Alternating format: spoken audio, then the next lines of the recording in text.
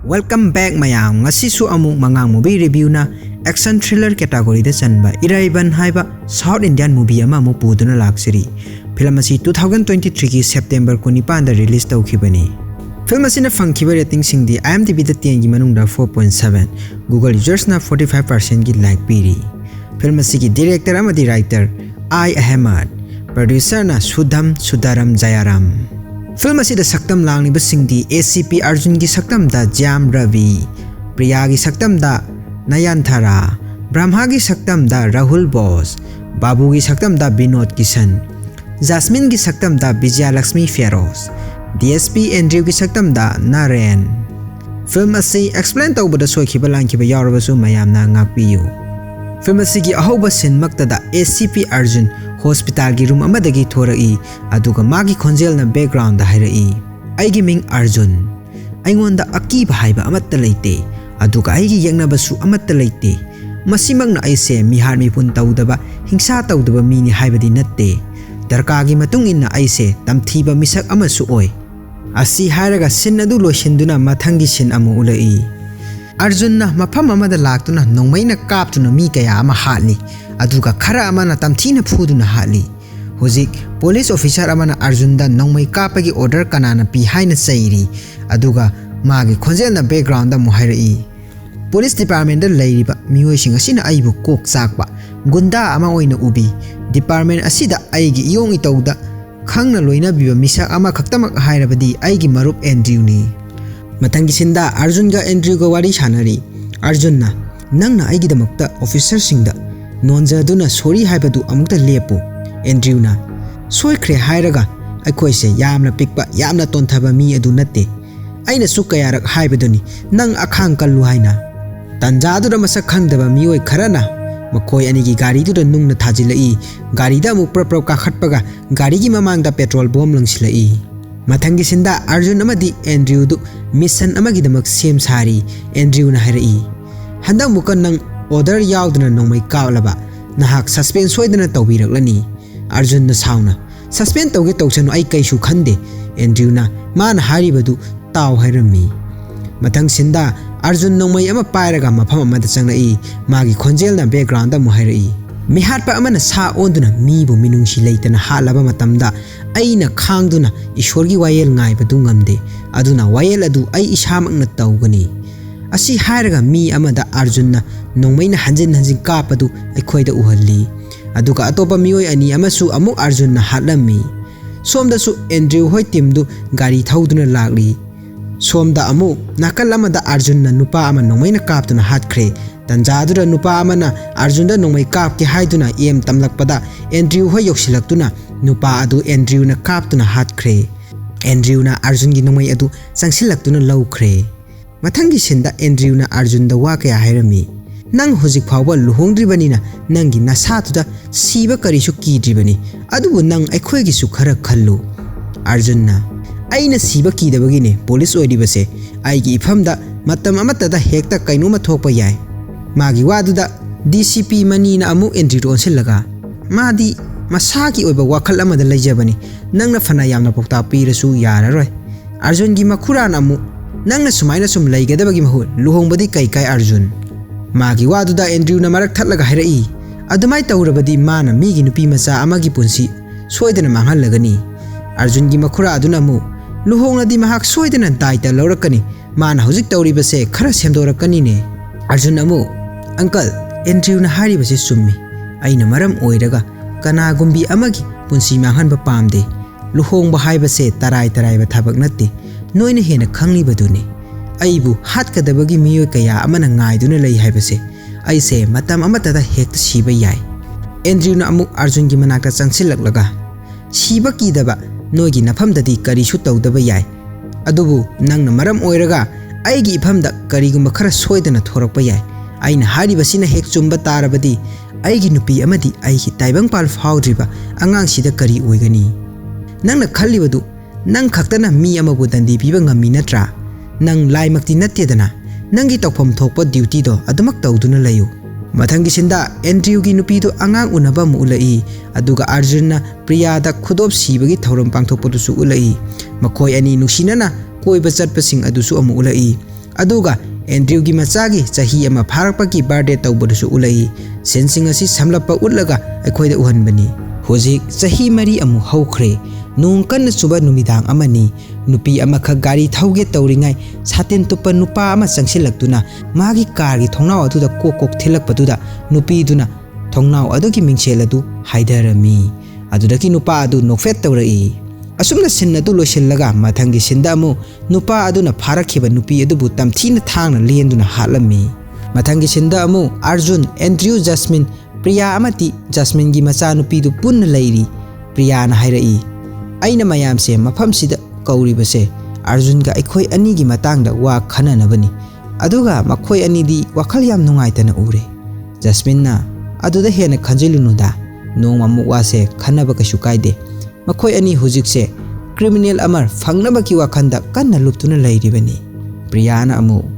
moidi police ne aduna matam suppada criminal bu phana ba honaba haibase makhoi ki mathaune aduna yarabadi wa se ngasi adum khanna se yaragadi aigi ibung se amukta khobiyo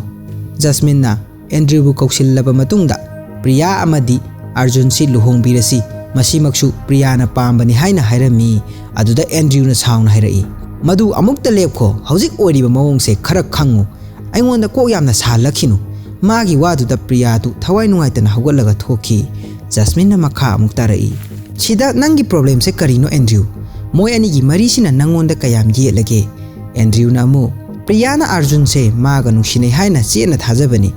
Arjun su sida leiri ma masada oina Priya ga luhongba pambra hangba kari kai masa na luhong ningdrabadi aigi oina di aina themjinduna hongbadu pamde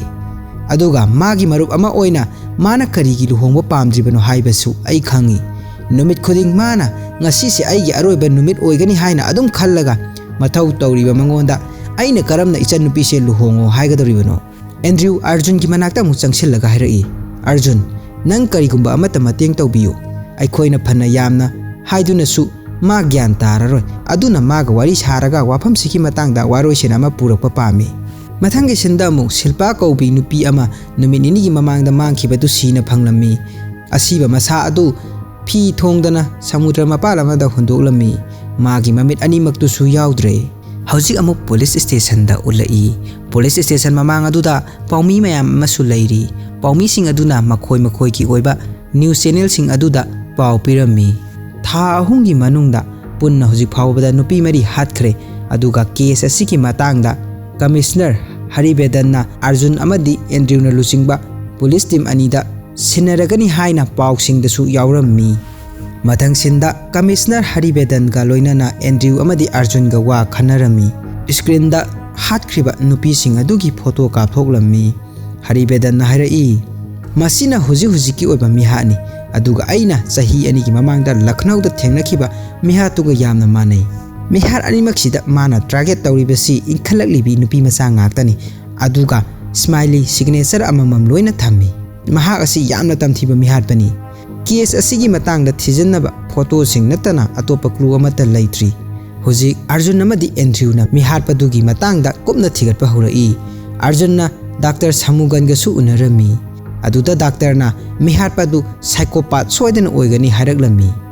mathang sinda Andrew na Arjun da lairik ama yenghalami lairik adudi kari lairik no haibadu ayeng bai khoida uthokte hojik Arjun na amu ka amada makhoi gi police ki team sing aduda mihar pa adu ki maram dhairai mihar pa aduna asiba miyoi sing adu city manung da laiba mallaba building amadi factory sing da thanambani mihar pa adu kulai kujuni aduga magi awang mana 5 feet 5 inch ni aduga mahak asi oi kotpani haina Arjun na police sing aduda hairammi sinasi amu loiraga mathangi sinda amu Arjun na police team aduda numidangi matamda hena kumna yengsinaba aduga night club sing adu thong lolhanaba su hairammi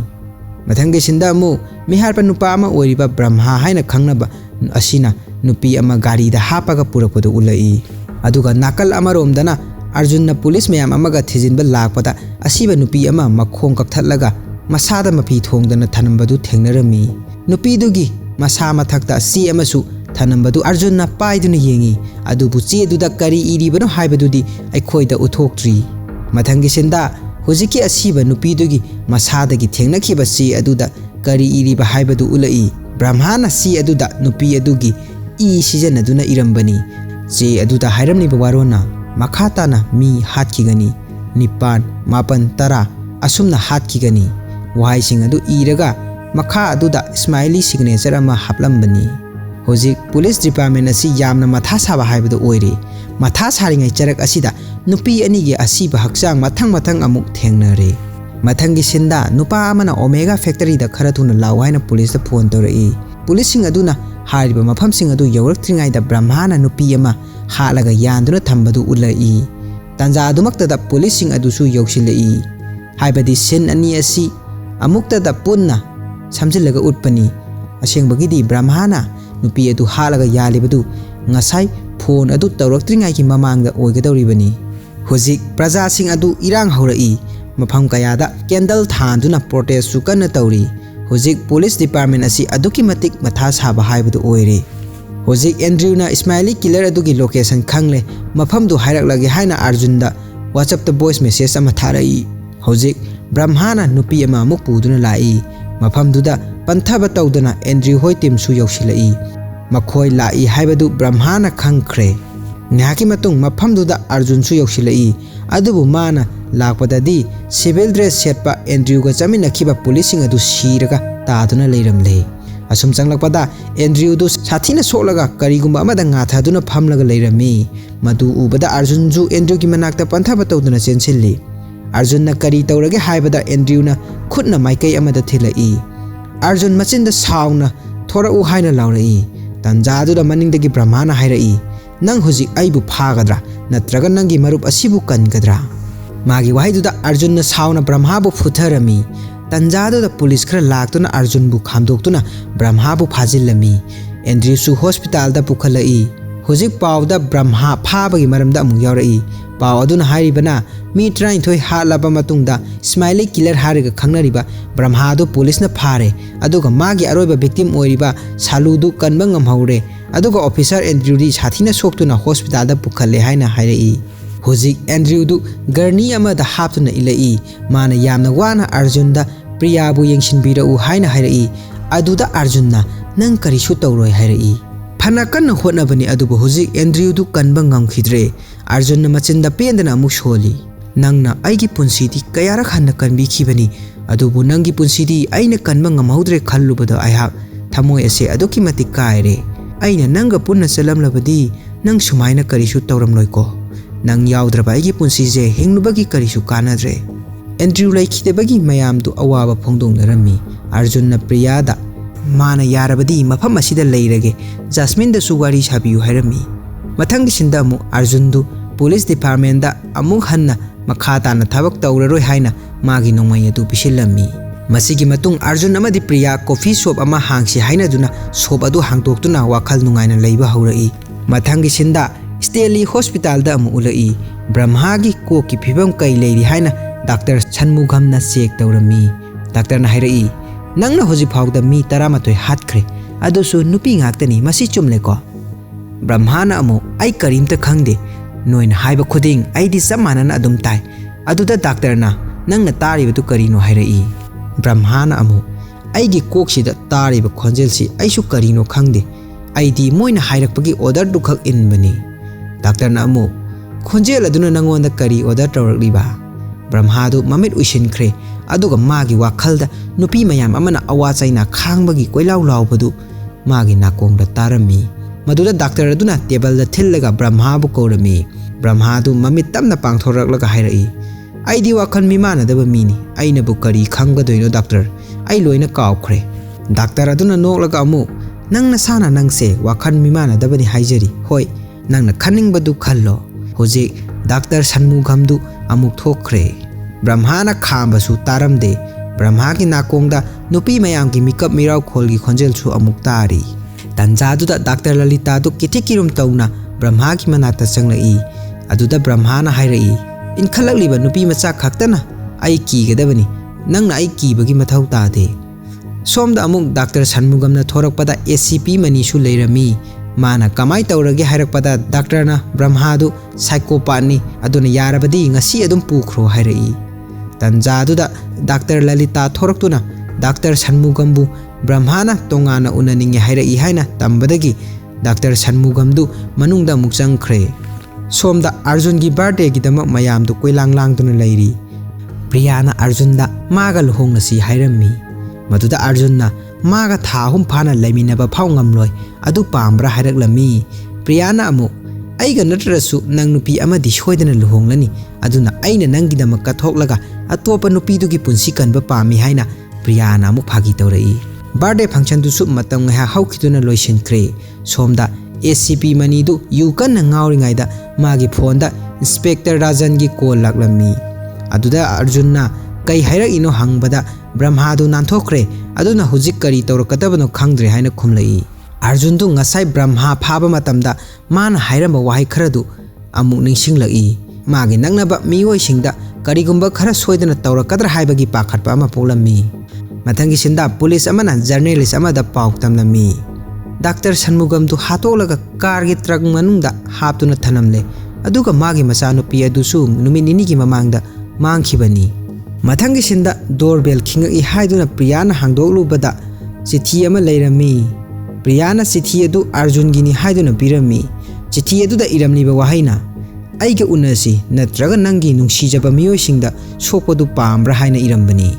Wahaidu hek paba loibaga mamangda Brahmana hairamba wahaising adu manakongda tarakpaduda Arjun masatu ipa pakhalei. Chithi adu pairaga anakpada kana leibano haina Arjun du kuyeng yenglammi. Mana thorakpada food delivery gi nupa ama leirammadura chithi adu kanana pirambano haina hanglammi. Adubu food delivery gi nupa aduna madi khangde haina khumai. Maduda Arjun na amu sauna adudi karigi nangna mafamsida sum leiribano. Nupa aduna pakhatna sir aidi food delivery khak tawjabani. Priya na Arjun da tawribadu karino hairakpada Arjun na madugi psycho du anakpasida leire haina khumlai. Priya na sauramna amu aikhoi function du yauksi haibra natraga toksi haibra. Arjun du makha tarudre Priya makhoi ani function adu yauba lai. Arjun du masadu tension ama iwang wanglammi. ACP mani du Arjun gi manakta changlaktun hairai. Priya na wari pumbali rae sida kaisu henna khalunu karigumba khara thaklusi. Hojik makhoi ani du nakal amada thorai mani na makha tarai. Nangonda sakhangdaba mi aduna chithi do tharaklibado nangbu sahonnabane sida yam serious oisinganu. Hojik makhoi ani bar da changlai. Arjun gi mamitta leiramniba nupi mayam dugi mamit adu I pungtai taiba mamit jawdaba hoina urammi. Madudagi Arjun du mafam adudagi thokhi mani na mabu khamai adubu Arjun du adumak chatkre. Mathangi numit nini gi mamangda mangkhiba Swetha du tamthina hatolaga mafam amada masada mafi thongdana hundolambadu pawda ulai. Pawdu Arjun su yenglami. Paw adu na mu makha tarai. Swetha si Dr. Samugam gi machanupini aduga mahangna smiley killer harakasu khangnaba Brahma bu layenglambani. Adubu hujik makhoi animak sire. Aduna hangba yaba wahangdi hujik Brahma du jail da leibra hospital da leiribra natraga kadai da leigre haibasini. Somda Brahma su paw adu yenglammi. Mathangi sinda Commissioner Haribedan du sauna police sing da chairammi. Maha ikaibana press gi mamangda luktharani haina su hairammi. Pawmi singna Haribedan da siriba misi asi Brahma ka mari leinabra Dr. Sanmugam kanana hali haina hanglai. Aduda Haribedan na hairai. Brahma du Stanley Hospital dagi nanthokre adubu aikhoi karisu kiningai oide. Masigi makha tabada Commissioner na hairakpa wasing du pawdu ulai. Commissioner na psycho killer Brahma bu thinaba SCP Frank amadi SCP mani na lusingba special force team ani seme aduga nupi macha sing adusu numidangi matamda chathoktanaba Haribedan na hairammi. Mathangi sinda nupi ama gari macha thauringai maningdagi 4-wheeler amana thomakpadagi tusilli. Mabu thongliba gari adu tamna mangonda thauchilai. Nupi adu makhongda sokpadagi hawatuna chenba phaw ngamdre sekli asum chatli. Gari du thaubagi makhol takhidre haiduna maningda yengthorakpada 4-wheeler adu thong hangdokpa urai. Khanghaudana nupi adu machinda kanagumba amana mention khre. Mathangi sinda Brahma nanthokibagi paw Raji kobi nupi ama mangkhibagi paw sing adu Priya amadi Arjun na yenglamni. Police sing adu ayung nungthin khaktana thibasu leblamde. Arjun su mamang mahada asiba mame jawdaba nupi sing urammi. Adu ubada maha khangprek khangna hawgali. Mathangi sin amada police mayamda Commissioner na wa nganglingai mani du lektharakpadagi hospital da pukhalai. Haribedan ga Arjun ga mani gi manakta changlai. Haribedan na hairai mani nang kari problem leire karina maram oiraga nahak heart attack asi tauribano maduda Arjunna surup yam thakpani harakpada manina mangak hairai aduga makha amuk tarai sir aina Brahma gi maramda report ama sarda pige haiduna shamgatpani maduda aise stress yamna laikre aihak phajana tumlaktribasi hapta ama sujilai aina sahi 38 thabak tawrapachida sumaina sathiba miharpa amata thengnaraktri ai tasengna kire sir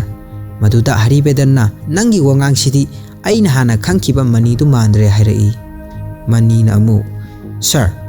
aigisu inkhalaklibi ichanupi ani le aduna isa sida ipada pakhalhalle khodong thiba tagadra haina su khalli mihar paduna jail dagi hek thokkibaga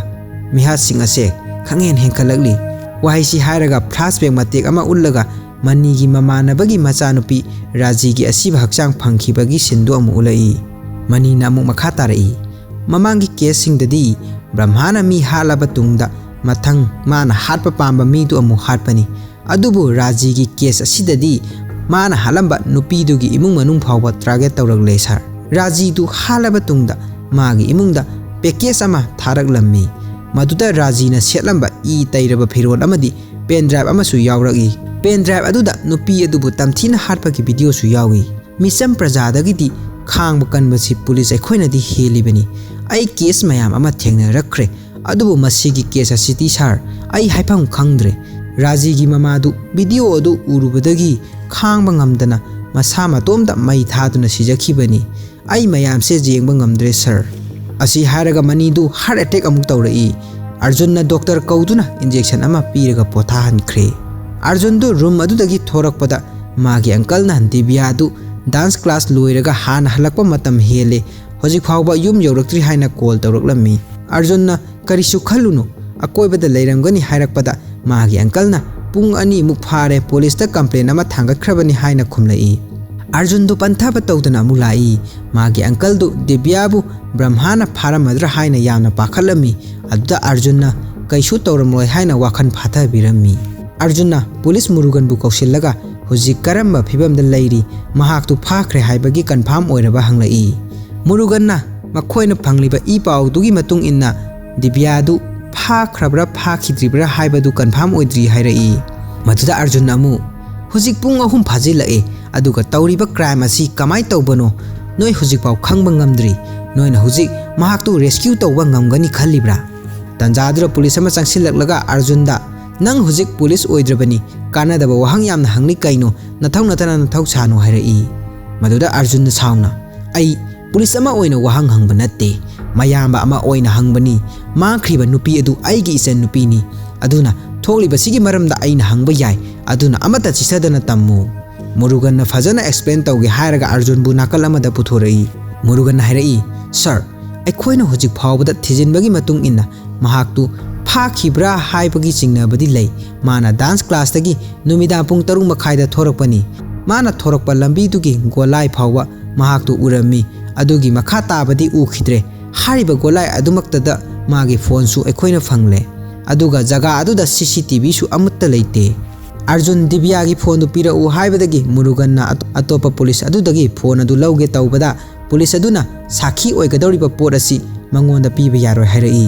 aduda muruganna sir masi yamna sauribani aduna mana sargi maido soidana thugagi batare aduna phone adu sinabikho hoji Arjun na phone du laukhre adudagi mana muruganda dance class tu kadaidano amadi CCTV du kanana check tawi hairami muruganna CCTV du parumal na check tawani khumnai Arjun na parumal da CCTV gi footage singdu fajana check tawrabra hangbada amata chithadana kumna yengle adubu chingnaba yaba mawong amata phangde hairai aduda Arjun na adudi kamdawna phakhri haina machinda tamna soli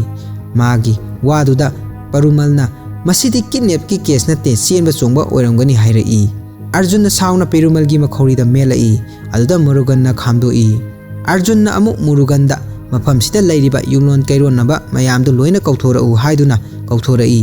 Arjun na miyoi sing aduda moina singnaba uhoba yaba kai kai lei haina hanglami mana tawriba mong du ngasagi phone piroi doi tawba police aduna Frank ta paw loina tamlami Frank na mabu khangonu mana tawri sing du video nammo hairai hojik mi mayam aduna chingnaba yaba wa amata hairaktre tanjadura nupa macha amana Uncle, aina maroon color gi gari ama uki, gari do swaida khamlambani hairei. Maduda Murugan na angang aduda tumin lainaba hairaga Arjun da onsinduna makha tarai. Sir, hariba gari sidi aikoina lakpada adum leirami, satkibabu kuidri. Arjun du satke taurambadu hanjilaklaga angang dugi manakta changlai, aduga kamdauna gari do nangna munna khanglibano hairai. Maduda angang duna hairai. Aina betna cricket ball adu kanbada hojiki gari adugi thongnawgi mingshel du kaiduna changkhirami. Gari du nupa amasu phamlai, aikoina khanbana nupa aduna gari adudagi kumlaklaga chairakadra khanduna aikoi chenba phawwa haunarurabani. Adubu nupa aduna kumlaktabida ball adu thongnawdagi amuk langthorakpani. Hojik Arjun amuk Muruganda Swetha amadi Raji phakibagi mafamsing adugi photo yawbra hanglammi. Maduda Muruganna photo adu utpada maroon machugi gari adu urammi. Arjun na ngasai mayumda halakpada maroon color gi Quelis car ama thainakibadu haiphet ningsinglai. Mahakna panthadana Dipakta phone tawduna hariba gari machu adu KK Nagardagi kadomda amuk thauki yengu hairammi. Muruganna amu sir aikoina tawrisi matam mangnabani. Hariba gari adudi aikoina sida yawraklaba kanda thaukhibani. Arjun na amu mahakna nupi macha singado CCTV leitaba jagadagi phabani. Ayamba criminal singna tawribase moigi target to fangnaba tungda mafam adudagi khudakta chatkhiba ngaktani. Adubu hariba nupa asidi mana nupi macha singdu phariba mafam dumaktada pung ahum sumna thambani. Aikoina CCTV footage yenglibasidi crime adu thokhiba pung ama ani khakki marakta leibadu yengbani. Adubu car adudi mafam sidagi pung ahum leiraba matung aikoina yawralaba matamda chatkibani. Hojik Divya adu magi car manungda soidana leiramgani. Asi haraga car manungda Divya adu pubudu ulai. Somda su CCTV kanna check tawri. Aduga Arjun da car adu KK Nagardagi Badapalani da thaukhre hairai. Arjun na masu lambi da leire gari dugi location update piba lepkanu hairami. Asomdagi update pirakpagi matung ina Arjun su gari dugi matung sum inarami. Adubu gari adu Ambatpur state phauraga Thirumangalam yawrakpadagidi CCTV amata leitabana makhatana yengba yadre haina Dipakna asomdagi Arjun da hairaklammi. Adubu Arjun dei mana thokpa inagani haiduna gari dugi maikai eduda inaba leplamde. Somda Divya adu chokri amada punduna thamle. Machinda tapna baba haina su soli. Arjun gari du sum thorokpada lamlong mari phangba ama yawrakpada kadom chakkadabano khangdraduna gari adudagi kumtharaga matha sana lai. Tanja aduda Divya gi phone lakpagi vibration adu tarai. Call tawraklibadu Divya gi mapani. Arjun sum leirambadagi wakhal ama laktuna Divya gi phone da yawriba wallpaper du da yengi. Aduga Divya na Apple Watch ama sibadu urai. Panthaba tawdana Dipakta phone tawduna Apple Watch ta track tawba yagadra hanglaklammi. Aduda Dipakna wahpham dumang Ridula da hairami. Adudagi Ridula na Arjun da phone manungda changadaba setting sing adu taklai. Ridula na mu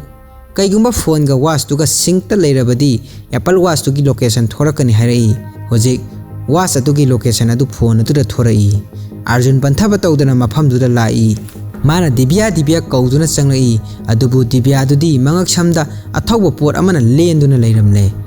Divya adu gari da hakatuna panthaba tawdana Arjun gari du thauduna lai. Mahakna Divya da soliba mafam adu khunna mensilu hairami. Asum thorakpada jerking ama thengnabadu da gari adu khangnom nombada Divya adu mangak samda thalamba khut adu su nanthokre. Aduga mafam tumaktada Divya adu sirami. Mathangi sinda Arjun du Commissioner Haribedangi manakta phamlammi. Magi nakalda Frank su lei. Frank na hairai, sir, ma se police oidrabani. Mahak asi misam ama oirabani. Aduga mana angawba amagum ngarang numidang duda mi mayam amada disturb tawre. Moi singdui maraktagi complaint thangalakpasu yawre. Haribedanna case gi matangda kari update leire haina hairai. Frank na mu hairai, sir, Divya bu halamniba mafam adudagi photo ama phangi. Sir nupi asigi mamingna salu kawi. Sahi amagi mamangda Brahma gi khuttagi nupi ama kanki hariba nupi aduni salu haribasi. Aina interrogation tawnaba SI Arunadu salugi manakta thakhrabani. Arjun do muk chatlage hairakpada Haribedanna magi oiba kari wakhalon lei hairai. Maduda Arjun na salu du soidana pharam lagani hairai. Adudagi amu Haribedanna hairibadu karino hairakpada Arjun na makha amuk tarai. Ngasi phawbada Brahma na magi khutta taba nupi amata lemna thadri. Salu sikhangni magi khuttagi hingna phangni basi. Mana jail dagi nanthoraklibadu salu hana bagidamak oiramlabadi Hojik saludu mana soidana pharamlagani wahai khrasi hairamlaga Arjun du amuk thokre Arjun hek thokhibaga Frank na saludu mangkhre haina asomdagi phone da hairapki pawdu commissioner da tamlammi adu tabada Haribedan du yamna sauna karino tawribasi haina lawrai hojik Frank ka police amaga saluga khangnaba nupa Ganesh ki nakta lai Ganesh tu photo shoot tawramba du lepaga nakal amada police ani du ka wari sari Frank na salu mangkhre maga iroi loiba kadai da unakhi hairai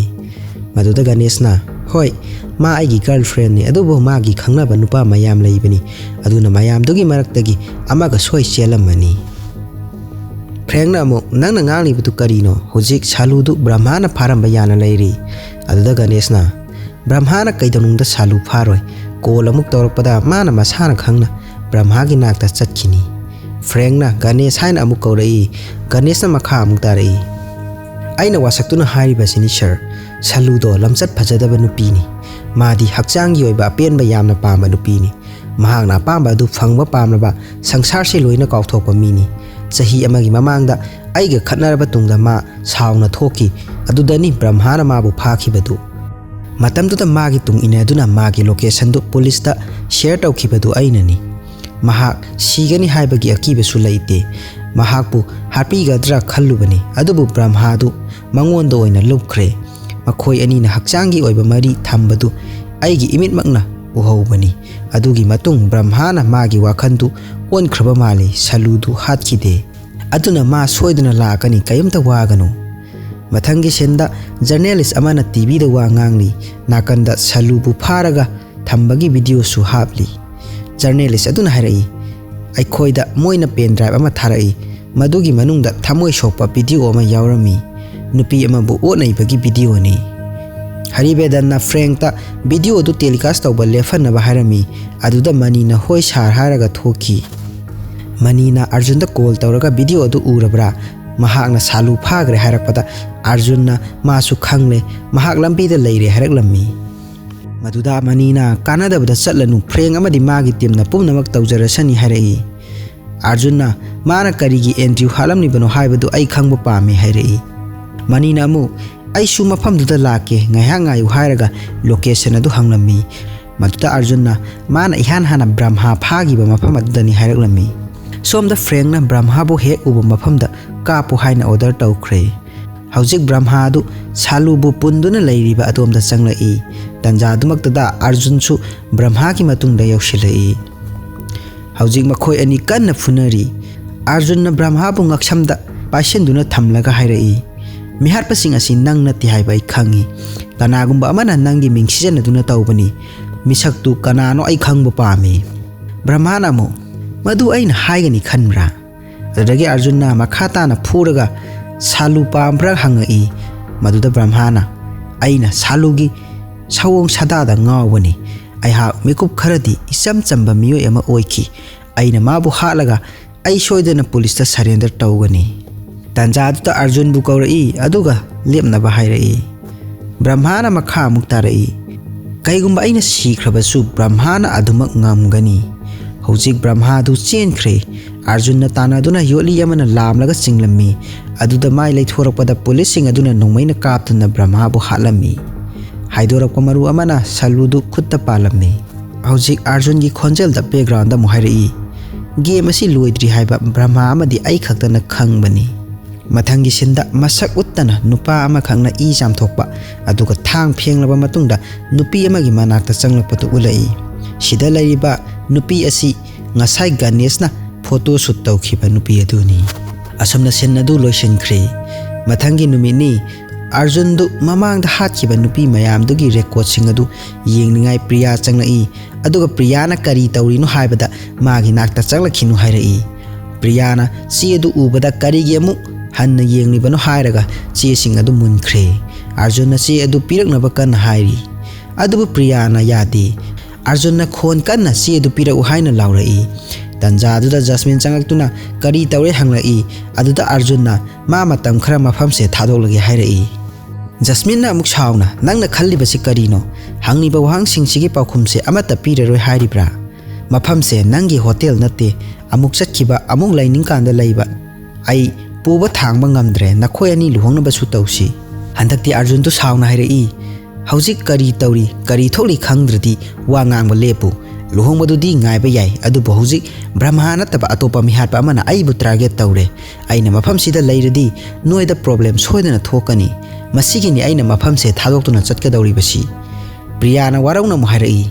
nangna chatkibada ai kaisu hairoi adubu chatringai sida paukhum asidi piramu nangna mafam sida laikhribasi aigi khallaga leibra natraga aigi ibungduna hairambagi matungina leiribra Arjun paukhum pide Priya na makha amuk tarai phare kaisu kaide aduga ai nangonda amuk hanna luhongsi haina su force tawraroi Jasmine na Priya da wa nganglibadu lepnaba hairei adubu Priya na makha amuk tarai ma chalhan khroi nama magi pandamdi psycho killer adubu phabani aikhoiga punna leirabadi magi matam manglani asi haraga ngasai gi si adu Priya na laktana langthoi Priya du kaptuna leiringai Arjun changsilaktuna nang aina haidiba si gyan taba ngamdre hairei Priya na amo kaiguma nangna waraba aisu wai nangna nungairaba aisu nungai aina nangi problem mayam du mateng pangba ngamkadra khanbani nangna ingna signa leibudo aina pambani adubu yare nang chalo Arjun mathanggi sinda nupi ama halaga hondoklambadu ama ulai Arjun ga mani ga su mafam duda laklammi somda su SKI news ta courier na pot ama thilai aduga Divya gi yum da su courier da gi pot ama tharaklammi hauzik Arjun na haribedanda mihat pasiga Brahma ga yamna nangraba mari leinai hariba wafam simak Brahma na sidringai da aingonda hairambani hairei maduda haribedanna karigidamak mihat pasina Brahma gi mihat matau tamlibano hariba wadu nangna sana thajarabra maduda Arjun na mu hairei sir masigi mihat pasi copycat killer ni hariba mi asina Brahma bu jail dagi nathokpada mating pangkhibani aduga mihat sing asi mana chathabani kanagumba amana Brahma bu mapandagi mateng pangthuna nanthokki frengna madu oithokloi Brahma na lairiba jail aduda miyoi ani dagi hena sangba yade makhoi ani digi menungda amana Father Sebastian mana Brahma si wakhal mimana dabani haina se tharakhiba leire aduga atopa amana government gi lawyer oiriba Silva Balani aikhoina makhoi ani gi mathakta kupna thijallabani aduragi Arjunna adudi sar sanmugam gi machanupi di kanana hali freng do kari su khumde Arjunna haribedanda onselaga hairai sar Brahma na hospital da leiringai da kanagumba amana Dr. Sanmugam gi machanupi bu pharaga blackmail tawba soidana oigani magi machanupi bu kannaba honabada Dr. Sanmugam na Brahma bu nanthokpada mateng pangba soidana oigani aduga Brahma na amuk Dr. Sanmugam bu halaga chenkiba soidana oigani manina amu sir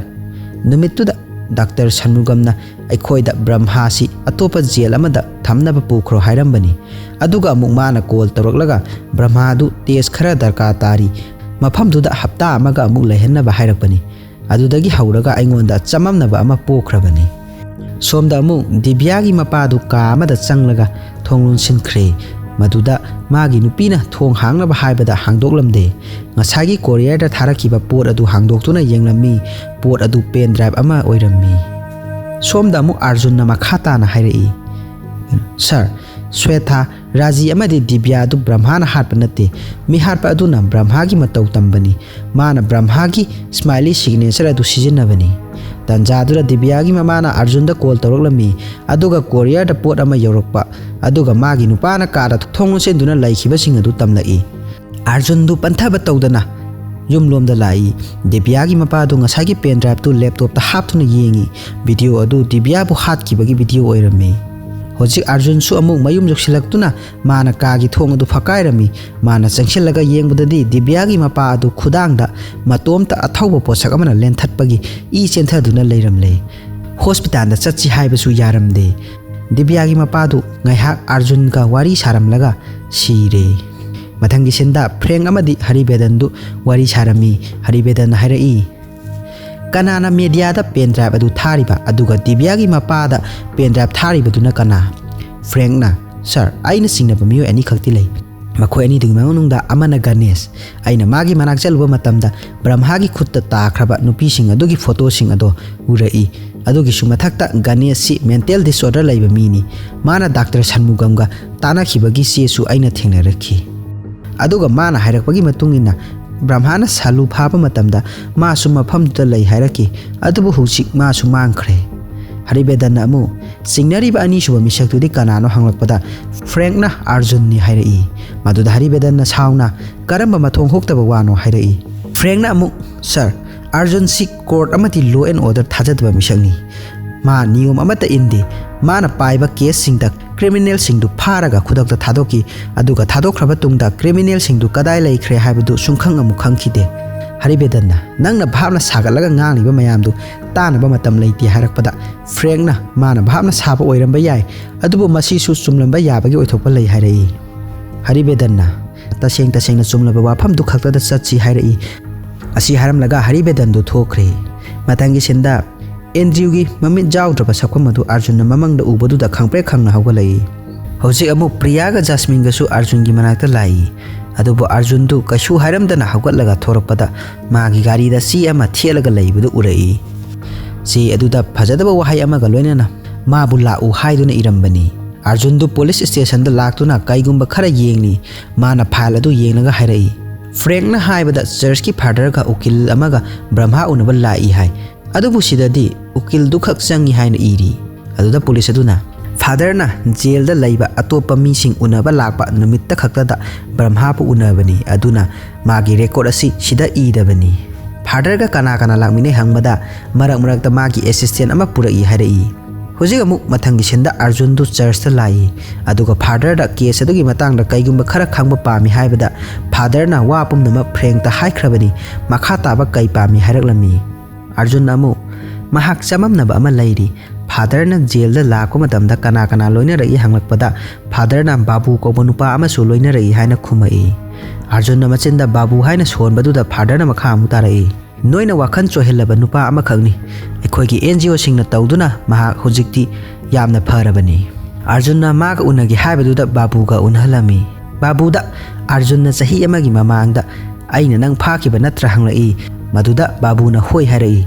Babu gi kithikirum tawba karigumba ama aranba tawdabagi yengba manba miyengduda Arjun na Babu bu phaduna purai mafam amada puraktuna Arjun na Babu bu phutharami aduga karigidama mangona target tawribano haibada Babu na mahang mi hati harai aduda Arjun na asengba hayu haiba yadabadagi Babu gi khutsa ama thudekhre tanjadudha Frank ki team su yausilai Frank na sauna nang ngaurabro karigidamang nangna aigi case ta khut thingjalaklibono hairai maduda Arjun na sauna masiki nupa asini Brahma gi mihat copy tawribadu maduda police amana amu Babu da onsinduna hairai hari basinadi hat khriba mi singadu nangna hatpani natra maduda Babu na hoi harapada police aduna amuk phagi tawganu serious ta khumu hairai hojik Babu da kappaga hairai noina pamni basi karino noina aibu iral sinaba plan tawkhre aina isana iral adu yajadrabadi noina aibu kashu thadolaro ai khangi chahi amagi mamangda su aibu sathina opikhre ai makha tana khangba ngammaroi Babu na mihatpado aigi mingcha thina bada honaba mini madudagi mihatpadu kanano hanglakpada Arjun da yenglai aduga Babu na mu makha tarai salu phakibadu su manani aigi iminmangna uhawi sar Tanjadu da Haribedan ga mani ga su yaurai Frank tu Haribedan na nakalamada putholaga karino mafamsida tawriba haina saungna hairai aduda Frank na nupa ase Arjun na salu phakiba uhobu misaktuni hairai hojik amu Haribedan na Arjun bu magi manata kauksalli mani na Arjun da salu tu mana phabra hangbada hoi hairai adudagi mani na nangna nganglibadu karino haina makha tarakpada Haribedan na marak thatlaga Arjun da nang yu thaklubra hanglai maduda Arjun na sir Brahma ki mihat copy tawriba misak adu phana ba honabada Brahma hana phaba darka tai aina salu urubadagi ai chingna badu hengalakhibani asi haraga Arjun ga salu ga unabadu mu ulai Arjun na salu da harai nangki punsi se khodong thiba yana laire aduga karigi nangna police na protection pi gi haiba yadribano Brahma na nangbu phaba soidana lakani saluna kaishu wabi ganu sir Brahma na aigi nakta laklabasu mana lakadawribadu aibu hatpa natte sigi matung hojiki oiba senda mu ulai Arjun na makha tarai mana ngangliba wangang sangangduda Brahma ki di haiba aina khangki aduna Brahma ka makhoi ani gi marakta karigumba mari ama leirangani haina singna rakhi aduna aina Brahma phana ba amata ngaiba pambai si saluna oigani khalaki aduga aina Brahma sinaraga magi matau tamliba miharpa adu phana honabani masigidamagni aina salu pharaga aina Brahma bu ihan hana phakiba mafamdumakta punduna thamlaga video record lauraga media da thakibani aina permission hana lauramlabadi kanamtana yarakloi haiduna permission laukidabani asumna Arjun tawribagi maramdi news ta video adu utlabadi Brahma su ubada salugi manakta soidana lakani khangbagini Arjun na prank tam onsin duna makha tarai phare aina salu phapagi maramdi haire aduga mafamduda Babu na karigidama leiramlibano haibadudi hanglaroidra hauji haribadan na Babu bu pusila u harami prank na Babu da Arjun na salu phaba matamda nangdi mafamduda kari tawrubano hanglai Babu na mu Ganesh tu photographer amani mana salugi photo khara mayumna thilu cho hairakpadagi aina thinba chatpada phakibadu uhobani hoji amu police ama changlalaga Ganesh na salubu hospital dagi phakre haina haribedan da tamlai maduda haribedan du yamna sauna Ganesh tu pharu so hairai adudagi Arjun amu Ganesh tu miharpa natte miharpadi mani hairaga Babu da onselli adudagi haribedan du sauna Arjun da chairai Tanjadora murugan changlaktuna church ki father na media mayam puduna lagle haiba paw matam lai father na Babu bu misam ni mara laite thadu haina police ka kan mungnari Tanjadora media gi mioi sing aduna father da thokiba thodok sing dugi matang da haira u hairai maduda father na ngasai Arjun laraga Babu phaki bagi wari du lirai aduga father na makha mu tarai aidi ko na Arjun si police department da laitre haiba khanglai adudagi journalist amana amu Arjun na forest department asibu mingcha thina ba senbani mamang da maga nungaina daba ama laibagi dama mana maram supidana Babu bu onai bani Babu si misam ama oibata natana mahaksi mama mapa su laitraba mihoini Babu na father haina kawbagi video adu su paw da ulai aduga paw ase Twitter da share tawna ba journalist aduna miyam da hairami hojik Babu gi wari na social media da wai chai khre Babu bu kallu haina su share mayam tawna rakli hauji haribedan du Arjun da yamna saurami aduga Babu da onsan duna makhata na mohana sumaina tohalaro hairami aduga haribedan na amu mani da Babu bu mayimla thiluna ba hairami hojik som da amuk salu du wakhal lai Ganesh na wa khara haige haibada yaramde salu du yum da chalagi haina hawalai man haiba wa du sum tarak tabadagi Ganesh na sauna salu gi masa apai bada masai nomoi pankhiba asopa jaga du paishelure Ganesh masa tu ipa pakhana mu hairai salu aiki assistant Babu du psycho killer ni mana na Karen bu faraga hat khibado aina Karen da phone tawbada Babu gi khonjel du tarakhibane adudagi aina Babu da mu call tawbada mana Karen gi wakhal du thadoklo salu bu kumna seno harakhibane mafam sida Babu na nang bu hat pa soidana lalagani salu hariba wadu thaucharapte mayum da chatlagi haina amu harai Ganesh na sauna salu gi samfoiraga harai aina hariba se gyan taw mana nang su soidana hat khrakani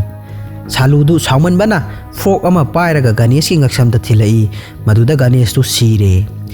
tanjadu da ka du gi thong du thilai haiduna saluna hangdolu bada Babu leptuna leiramle hojik somda haribedan na paumi singda Babu gi matang da wa ngangli thaudo asi amuk hana thohallaroi Babu su thadokre hairami manina Arjun da pumnamak si nangna thoan bani harai Arjun du magi wakhalda mamang da yaukhiba function adu nichinglai numitu da Babu na cameraman oi haibasi magi wakhanna lamsilapani Arjun bantha batawdana Babu gi studio da lai aduga thong phakai du na manung da changlai mana pochai mayam ama koyot otuna thirami karimta phangdrabadu da computer gi file sing adu amu otuna yengbada nupi mayam ama gi photo amu urai tanja du da Babu du yokshilai magi studio da kari tawribano hairai Arjun amu hai ai nang kanano khangi siriba nupi macha singje nang na hatpa ngaktani aduga nang na micham sahabani magi wadur Babu na karem na hairai o case asidi sarna solve tawgadore Arjun amuk tumin phamu haina laurai Babu du tamna phamtha khre Arjun su makhata na photo sing adu yengbada Divya gi su yaurami nakanda Babu du Arjun da karem na ba man ba wahai khara soli Arjun na hojik Babu du makhori melaga phaklang na namsilaga thamkhre adubu magi wakhalda Andrew na Arjun haina kaurukpaduda Babu du mu thadorai hojik Babu du ka amada chenthokre Arjun su Babu bu thiba thorakpada thong machinda Babu na lumlaga thilakpada Arjun du ngakta khara khetkhre chaina khangningai da Babu na ka adudagi thokraga mapanda thong lonsilami Arjun na thong adu buhangna bhairami adubu Babu na hojik ma kanano khanglaba natra haina mathanda pangchong da songlami Babu na magi computer adu su thugairami aduga amuk mathanda pangchongda chongtuna ai ware ai yamna nare haina soli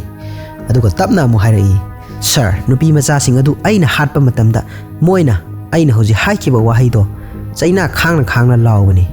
Arjun su manungdagi phamtharaga kadaira thokpa yai haina wakhal tawri Babu na hairai nangna ibu mi hali haiduna sahi amagi mamangda phakibani adugi matam aduda aina jail da father ka unakhibani Arjun namuk sauna Brahma ga kamdauna khangnari bano hanglai masigi matung sin adu flashback oina Brahma ga Babu ga thengnaduna wari sagi bu ulai Babu na father lakpada magi mateng pangbiu haina kanna laurami aduda father na kanano hanglakpada police sing aduna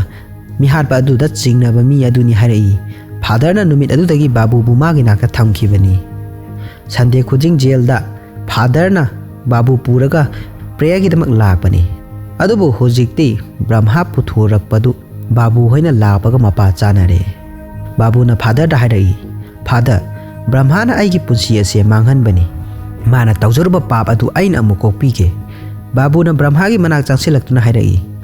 Iron factory adu da nangna nupi edo harpadu aina uhawi nangna policing adu laklaga lokhibani aduga aibuna asiba mana adu da changlubada police na pharaga otnai khibani moina thina aibu olabasu nangna mi ado hale haina aina haikidabani Brahmana Babu bu phamthara u hairaga wa khara hairi hojik aina nangi namit asida ubada nang mi harpa ngamgani haiba khangi maduda Babu na kanamta halwa hairi Brahmana mu aina nangi punsi manghanbani nangna aigi punsi asi loisillaga nang shanti da leiba pamdra aduda Babu na nangi naral karisu laite assistant commissioner na aibu maram chadana jail da thamjinbibani aduda Brahmana mu hairai nang magi mathakta karimta tawdra aduda Babu na madi police ni aina mabu he uba mikup khuding isada kibana thaktak ni ibani aina magi mafamda kamdauna laman khungani hojik Brahmana wahai kaya haiduna Babu gi wakhal adu mana sumduna mi haningbagi wakhal pohalami aduga mana hairai hojik phawbada aigi khuttagi nanthokiba misak haibabu salu khangni ai mabu pami aduna ai hojik mafamsidagi nanthokpa darka tai hojik amu flashback adu loiduna Babu na kanna lauduna hairai mana aigi di guru ni aduna mana haibagi matung inna doctor gi machanupi swetha adu hatpani aduga mabu nantho hanbada aina mateng pangkhibani aduga aina mabu hatpa khakta aigi apenba pohan bangam khite aina muk nupi sing adugi imung duda makhoi hatkibagi video amadi makhoi na selamba I taiba Feroz sing adu courier da thabani maduda aina yamna penba pokhi aigi guru na thadoraba tungda wafam amatatana haiki aina kiriba misak adu mayokna gadabani haina aduna Divya bu pharaga halabada ta nangi thamoi shokani haibasu aina khangi aina mabu hatringai da nangna mafam aduda huina manam namduna thibagum thiraga yawrakhibani nangi khonjel tabada ai kiba phawkhibani ai isa su nikpa hawrakhibani asi haraga Divya hatkibagi sinadu hangatuna mu ulai Arjun na Divya bu hanjin kaurakpadu da Babu du kibana thakthakni aduga Brahma da kariguma khara taw hairami Brahma na satlaga Arjun bu halu su hairakpada Babu na ma Arjun bu ki hairai adudagi Brahma na nang hojik Babu oidrabani Brahma oirabani hairai adubu Babu na ma ki karimta tawba ngamloi karino upai ama taw hairakpada Brahma na Babu gi furit color du pairaga thamkhre aduga makhut oina pairiba thangduna Divya gi mangakta chingkhre asumna Babu na wari liba du praje oina ekhoida utpani hauji Arjun du phamlambadagi sauna hagalai Babu na mu hairai madugi numit aduda Brahma du aigi imang makta da shikhibani adubu mana siramda aroiba mikupta ifamda kariguma khara takpirame mana mai thongda momo nolaga sikhi adudagi aina wakhalda khangi aisu Brahma oigi hairabadi shiba kiba yate madudagi aina nangbu ki khidrabani ai hujikti nangna laina phugadaba Babu du natre ai hujikti shiba kidraba Brahma oirabani asi hairaga Babu du Arjun bu thora u hairaga ngasai lon senkhriba thonga du hangdorai makhoi ani na kanna funaringai tanja adura police laktuna Arjun bu pharjin khre hauji Babu du mamangda Brahma na mangonda kaidaunungda mahakti Brahma oiba yaroi hairamadu ningsiklaktuna matomda sauraduna mage studio manungda laiba poche meyamadu sai khairami mathangi numini police station dani sum chana police aman Arjun da hairai sir Ganesh tu mi hat panati ngarang nungdang magi yumda chalubada magi asiba hakchang adu freeze manungda yawramle asi harga police tu amuk chatkhre Arjun du Haribedan gi nakta amuk changlai Haribedan hairai Nangi nathakta complain jamna lai maduda aina karisu haide maramdi nangsi aina pukchel sengba officer amani khanmanina adubu hujiki nangna tawribasi khara henmalle aduna nangbu phaba natana atopa upai amata leitre manina wa haige tawbada haribedana marak thalakanu hairai aduga bu Arjun onsen duna karino kharadi hayu hairami ta Arjun na Babu asi copycat killer dun hairai haribedana sauna mu nang kai oirige nangna mabu mihat pani hairibdu nang hujik police su oidrabani maduda Arjun na aisi mana target tawriba misakni sar mana aise case asida mu halakna ba dibya bu hatpani chapchapa sakhi amata yaudana mabu mihatpani utpa yaroi haiduna aina magi studio da chatpani aina magi computer adu check tawrubada magi computer da CCTV apps atu yawa thengna rakhibani adu sijanaraga mana nupi amabu mafam amada question senaduna thamba mali aina CCTV dugi IP address su mani da sinakhrabani aduga location adu da chanabasu haikibani aduda mani na marak thatuna hairai sir aina mafam du da chalubada nupi ama punduna thanamli aina kumna yengshinbada nupi edu Babu na hanjin chahi amasi ikai khumnaba mangan biraba nupi ni aduga hena thamoi shokliba amana nupi edo magi hek puminaba maja nupi oirami sir haribedan do nungai tana mamit usilaga mu hairai adu oiduna su kamdauna smiley killer gi mawong lauduna haliba nupi sing asi Babu na harpani kamdauna haigani Arjun namo sir case gi matang da aibu thajabiu ngarang magi studio da chalubada haliba nupi sing asi mana harpani haina masana haijarakhrabani Arjun gi wadu tabada gi haribedanna noi tim moina chattabida mi khara khak chatlaga Babu bu pharsu haraklami mathang senamada Jasmine du church amada kaplaga lining bagi saktam amu ulai aduga somda amu gari manungda police amana Arjun gi phone adu pirai maduda phone adu yengluba matamda Jasmine gi miss call mayam ama leirami Arjun panthaba tawdana Jasmine da call tawrami Jasmine du kaplaga Sophie du Babu na phakre haina hairai maduda Arjun nang kadai da leige hangbada church ta lei hairai aduragi Jasmine na amu Sophie gi lepham adu nang lalaga ta ke haiduna leire nang khara thuna lao Arjun na ma thuna lalage kashu tawre haraga phone adu thami Babu su Jasmine gi manakta leiribani sanariba wari du ma su taribani ngaki manungda Arjun du church ta yoshilai Jasmine du Arjun gi manakta singlaga Sophie haira machin da sonduna kappi Jasmine na Arjun bu Babu gi manakta pusilai aduga hairai nangna haibagi matungina Arjun sida lagle Sophie kadai da leige haibiro Babu du kappai adudagi frank na drama lepo angang du kadai da lei hairai Babu na tumin layu hojikti noi ai khangnaba natra noi na aibu matam amada aina hatsu hataba mi amabu hale haikiba nang tumine layu natrabadi kaya nungai roi masina last warning ni Arjun na sauna Babu gi samdu pairaga hairai angang adu gi lepham haira u natrabadi nang soidana halagani Babu na angang adu gi lepham haige Jasmine na khoi ani ga aiga chachi hairai aduda Arjun na sauna minute manga gi manung da haidrabadi hatkani haiduna Babu gi ngakthi chaplami frank na Arjun bu khamtu i yengu aina mafam du da khara thuna chatrabadi angang du soidana siragani hairabasu moigi maithong sing asidadi akiba karisu ude aina mabu ubada kaya da kiba phawkhiba mabu maithiba piraba matamda aina Brahma na phanglamba michara du phanggadoribani Babu du maya chiklaga sauna mu hairai ai siba hingba khangde adubu nangna wana chaina khangbadu aina yengba pame Babu du amu Jasmine da onsilaga karemna na hairai Jasmine nang aina haikhiba singdu ningsingni banatra aina haibadu mangon da haidrabadi angang du gi thawai yaudraba hakchang oina phanglagani Arjun du sauna mu Babu gi manak changsalakpada Jasmine na khami aduga hairai aigi ifam da Andrew gi ne haibada Sophie khangairabani Sophie na aigi di punsini mabu amuk da kanbiu Arjun na amu mana haiba illikhai Sophie du phanglaroi haina hairai Jasmine na haiman badagi hojik Babu gi matu ina duna lai frank na Arjun da nongmai ama supirai hauji Arjun na thawriba gari duna mang thari Jasmine ga Babu ga su maduda tongni maning dana police gari amana inarai Arjun du gari thawna wakhalda wa khara su hairi aina ngasi phawda ishori mafam da karimta niraktri adubu ahan boina ishori mafam da karigumba khara nijage Sophie bu hingna hek puraktri phawba mahik sida aina karisu tawdanaba aigi asawba du control tahonbiyu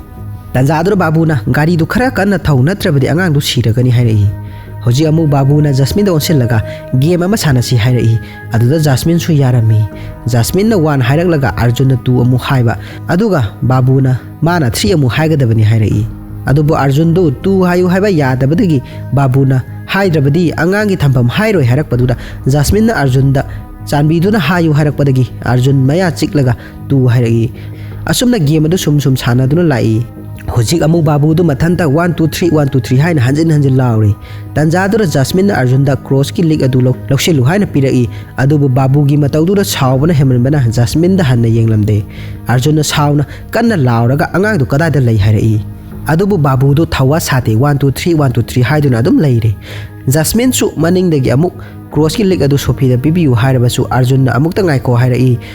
aduga sauna Babu da onsenduna lambi tau hairakpada Babu na yeta chalu hairai tanja adumaktada Jasmine du gari ki thongdu hangdolaga songtharai aduga maning da tharodiba police ki gari duna makhong da samtat khre Arjun na Babu da nongmai em tawrami adubu Babu na nongmai du changsilaktuna laukhre Arjun su Sophie bu phanglabadi haiduna karimta action tawrudre Babu na police ani du gi manakta changsilaga makhata na inarakpa yaroi hairami Police ani du Jasmine bu puduna chatkre aduga Arjun ga Babu ga mu gari du thauduna lai Babu na gari manung da hairai Priya na Sophie su nungsibani mi loina nangum na nungi thamoi pamba natte nang halaba tungda Priya di aina fajana yengsin bihorage da magi wadu da Arjun du yamna chawrami adubu maya siklaga kaisu haide gari du hek khambaga Babu du Arjun na phudarami maduda ngakthi chaplaga Priya palliba kaigino Priya kaida lai hairai Babu du kapsin naraklaga hairai nangna aise kayara khanna phukhrabane aduna aina su amukta phuhan biu hairai Arjun do hojik Babu bu thadoklami madudagi Babu na yotum ama pairaga Arjun da tharakpaduda Arjun du tarang chalami adudagi Babu na usitana hairai kamda wisher hojik Priya du nangi na phamda amuk halakpa pambra asi haraka Babu na amorpa mayam ama langthoktuna laibaduda khudom bithillaga asita laibani hairai Arjun mafam duda chenseli adubu Babu na bora khaw aduda nongmai na kapsin bada nupi amagi khonjel laurai hojik Babu du nongoi maru loikhre Arjun na laurokpadagi nakalamada chensin khre Arjun na bora adu hangdoluba matamdadi nupi ado salu oiramle tanja du Priya su yokselai Arjun na mafam sida kaidoba laino hangbada Priya na hairai Babu na aigi thawai ga Sophie ga sinaba pambani Arjun amu madudani aina nangondagi lapthoklibase Priya na pendana mo hairai nangna adumna thokani khanglabadi nang aikhoi ga punna laiminagadabane atenba matam kharata oirabasu aikhoi hara horau punna laigadabane punsi se yam tienbane Arjun hauji Priya ga Arjun ga Sophie bu thirai sum thirakpada Babu na Sophie bu puduna thorai Babu na maya chiklaga Arjun da hairai tawriba mayam sida nang hojik phawba awaba phawde natra hojik final round ni nang Priya pambra natraga Sophie pambra asi haraga Babu du usitana nolaga Sophie gi mangakta thang thammi Priya na Arjun da upay ama tawraga Sophie bu kallu ai Babu gi nakta changlagi hairai Priya na Babu gi nakta changlaga Sophie bu inthorakpa tanja du da Babu na Priya bu kolaga mangakta thangna thamlakpa tanja du da Arjun na machin tumba pot amana langlakpada Babu gi yet thangba mamitta yunglammi Priya su ngakta khara soktuna hospital da pukhalai Arjun ju soktuna laiba Priya gi manakta changlaktuna mabu nungsi haina hairami somda su Jasmine du oxygen mask uptuna lairi tawriba mawong du Arjun na mapandagi thamoi sokna yenglammi somda amuk Babu du mamai mamit bandage na yelaga bed ta hiplaga laiba du doctor na hawdoklammi Frank mani amadi atoba police ama su lairi tanja tu TV da paw lai paw adu da hairibana Babu asi halaga langthoklam le haina yaurai madu tabada doctor aduna amu sir karino paw si da hairibase moina sire hariba misak asidi sida hingduna lairi mani na doctor adu bu koksolaga hairai aikhoi gi department da psycho killer ama yauri ma hojik suti da lairi bani lao ai pumna mak phajana haige asi haraga doctor adu puthokre Babu su doctor adu bu kanna satkhinu haina laurami tanja tra ngasai film horakpada Arjun na changlakhiba silladu matik ama hangalaga ulai hojik Arjun du Babu na lairiba ka adu changlai hojik Babu du magi mathwai kan biu haina laurami Arjun du Babu da munna yenglami aduga film asi loiseli Babu hatpadu di utre adubu ngasai pawda Babu gi asiba akchang ama phangle haina haikhibaduna takpadi Babu asi hatpa yanaba hana makhoina sinaraga pawda hapani aduga policing aduna su Arjun laklani khangduna doctor adubu puthorakpani explanation asibu haubadagi loiba phawba tabibagi damak thagat jari